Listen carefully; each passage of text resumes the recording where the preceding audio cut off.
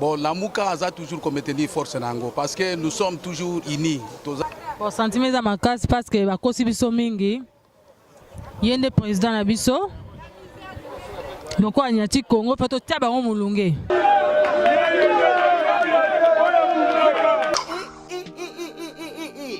Pona kotinda bakoli na bino na Kinshasa pe na Congo Brazzaville, makambo ya kotambola na bakoli na ba agence Silier. Agence Colicot, fret aérienne et maritime. Spécialité na bango, bakoya kozwa biloko esika nyonso ezwili yo na monde entier. Il suffit ozala na adresse. Ozala na France, to na mboka nyonso ya Europe, ozala na Canada, les États-Unis, to na Amérique du Sud, ozala na Russie, Asie. Il suffit ozala na adresse, bakoya kotombola kolina yo bango moko. Ata ezali ya mokie moins d'un kilo, bakoya kotombola. Pona ba ebanso bazali na Union Européenne, fret aérien ezali na 9,50 € le kilo. Soki pe olingi maritime, benga bango na ba numéro ekomami na écran. Soki olingi yo mona bango bazwami na 18 place de Nanféance, 93 420 Villepinte. Plus 33 6 27 32 94 32. Agence Colicot, le sérieux de la... Sponsor officiel, BM Hotel. BM Hotel à Kinshasa, ouverte 24 heures sur 24. BM Hotel vous offre un séjour de qualité, de chambres à tarifs abordables, une salle de fête, un espace de tente, un personnel à l'écoute de vos besoins. BM Hotel se situe sur l'avenue de la République numéro 3, référence Meizaf Bandal Sinkin, commune de Bandalongwa, Kinshasa, RDC. BM Hotel pour de nuits de qualité. Contactez BM Hotel au 0033 6 20 63 15 11 et au 00243 85 70 44 440. BM Hotel, Bernadette Massé.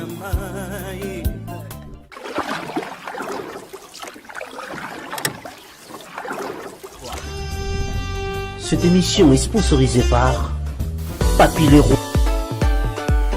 La maison Stelman vous propose des prestations de qualité pour vos gâteaux de mariage, anniversaire ou autres événements. La maison Stelman vous propose aussi des gâteaux personnalisés pour vos anniversaires ou autres. Contactez-nous au 06 63 30 36 83 ou encore au 07 81 83 15 74. Vous pouvez aussi nous contacter sur la page Facebook Hostelmac.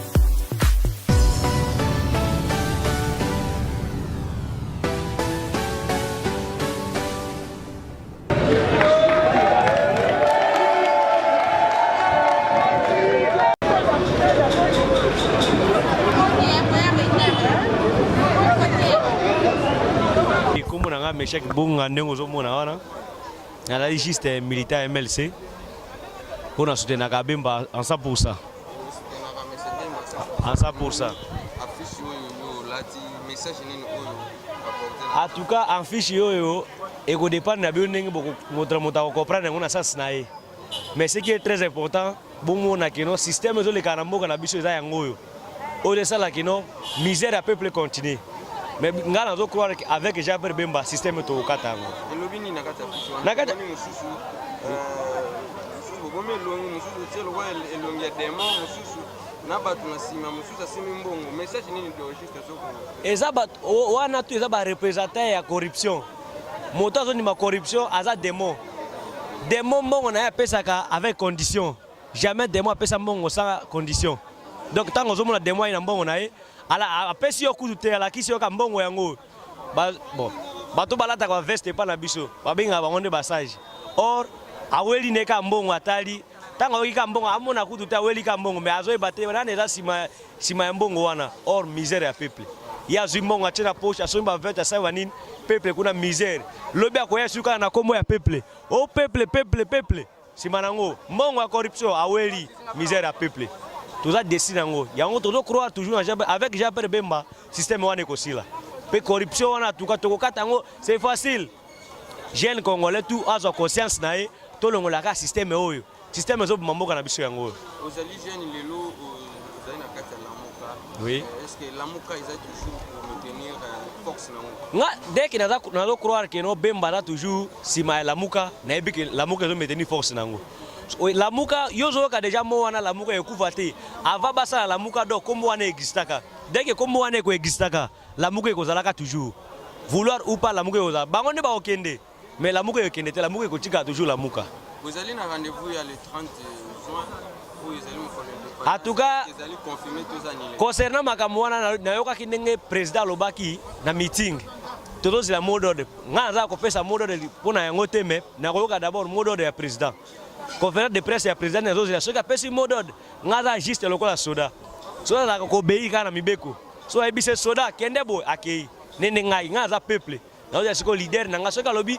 sala boye yango na kosala lokola balobaki yaka koyamba ngai nakendeki ndimo mpe soki alobi le 30 mais eza mboka na biso nyonso te komo bino wa mosusu bokomi komonela biso ndire kino biso tozala na droit na siri yango te eza mboka ya biso nyonso tu eloko ya kobanga eza te zwane conscience est ce que conscience kofingana wana Tshisekedi afinga boti Tshisekedi le père afini na kosala nini est ce que echanza nini pour le moment eza question kochange eza ne question ya kosimpliquer pour que no système mabe elongwa mbote papa omoni oyo mpe koassiste na sorti oyo ndeko Jean-Pierre Bemba asali président na bino MNC liloba d'abord basentiment ezani d'abord bon basentiment na nga donc tosepeli makasi parce que bambula ebele oyo asalaki na CPI donc peuple congolais azali kolelalela mingi mais sikoyo na retour na ye tomoni ke tosepeli makasi parce que ayei na makambo donc ya malamu oyo aye na yango mpo na mboka na biso lelo tomoni Jean-Pierre Bemba ye akiti est ce que lamuka eza toujours komaintenir force nango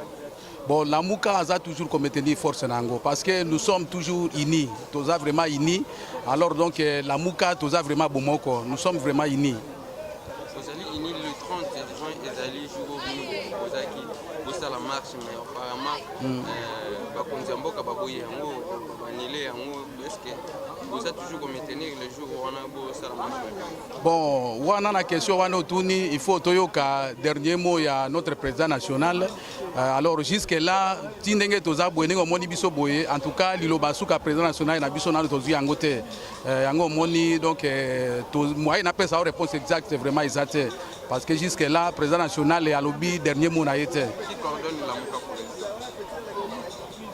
bon donc bon wana donc eza cuisine interne na biso donc na yuko pesa réponse ndenge directement boye te donc eza cuisine papa Eugénie Falanga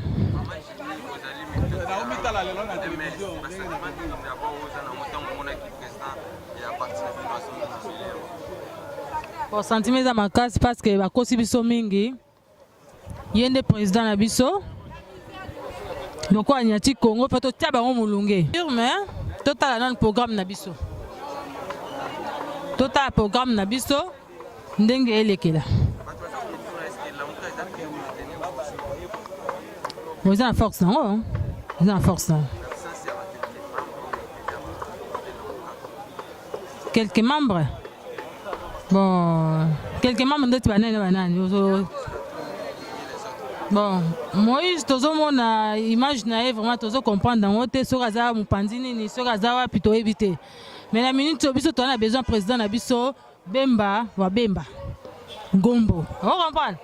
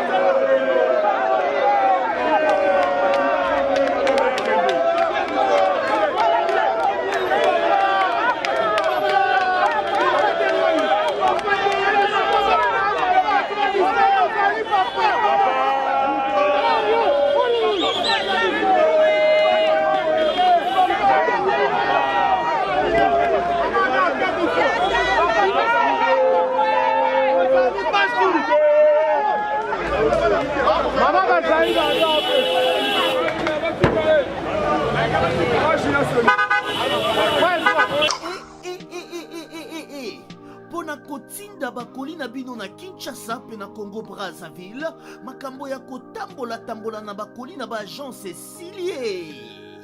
Agence Colicot, fret aérienne et maritime. Spécialité na bango, bakoya kozwa biloko esika nyonso ezwili yo na monde entier. Il suffit ozala na adresse. Ozala na France, to na mboka nyonso ya Europe, ozala na Canada, les États-Unis, to na Amérique du Sud, ozala na Russie, Asie. Il suffit ozala na adresse, bakoya kotombola koli na yo bango moko. Ata ezali ya mokie moins d'un kilo, bakoya kotombola. Pour na bayebanso bazali na Union Européenne, fret aérien ezali na 9,50 € le kilo. Soki pe olingi maritime, benga bango na ba numéro ekomami na écran. Soki olingi yo mona bango bazwami na 18 place de Nanféance, 93 420 Villepinte. Plus 33 6 27 32 94 32. Agence Colicot, le sérieux dans les... Sponsor officiel, BM Hotel. BM Hotel à Kinshasa, ouverte 24 heures sur 24. BM Hotel vous offre un séjour de qualité, de chambres à tarifs abordables, une salle de fête, un espace de tente, un personnel à l'écoute de vos besoins. BM Hotel se situe sur l'avenue de la République numéro 3, référence Meizaf Bandal Sinkin, commune de Bandalongwa, Kinshasa, RDC. BM Hotel pour de nuits de qualité. Contactez BM Hotel au 0033 6 20 63 15 11 et au 00243 85 70 44 440. BM Hotel, Bernadette Massé.